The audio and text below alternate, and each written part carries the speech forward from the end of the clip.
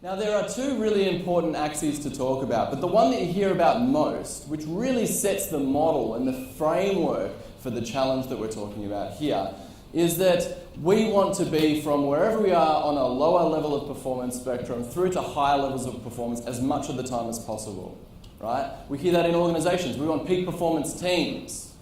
And what we fail to recognise as we're exploiting people's abilities, as we're pushing them harder than ever before, is that there's an intersecting axis, and it's our well-being.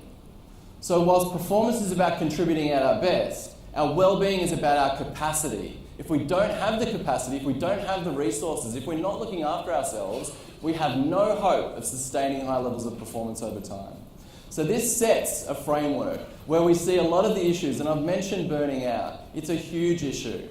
This is when we're pushing to perform well, but we're sacrificing our well-being in the process. We will burn out and get depleted. And if it's not us that's doing it, it might be our leaders or the organisational systems and processes that are making it difficult for us to find and make opportunities to bring into our lives what we need to be well. What can happen as a result of that chronically is either the people exit the organisation and you lose your talent, or they start to shut off. This is where we see disengagement, sickness-related issues, and illnesses springing up a lot, costing billions and billions, as I've mentioned. And it doesn't get all that much rosier when we get to the top of the graph, when we've got higher levels of well-being, but we're underperforming. Arguably, these people have the capacity, the strength, but their potential isn't being realised. That's unfulfilling, and it's not what the organisation needs either. So strategies need to be employed. Help people to understand what their strengths are. Develop leaders into the communicators of strategic vision, so people are clear on how they can perform at their best.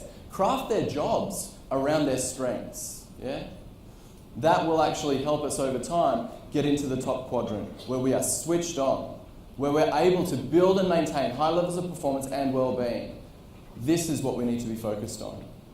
Measuring and understanding what proportion of your people are in these quadrants is an important foundation for change.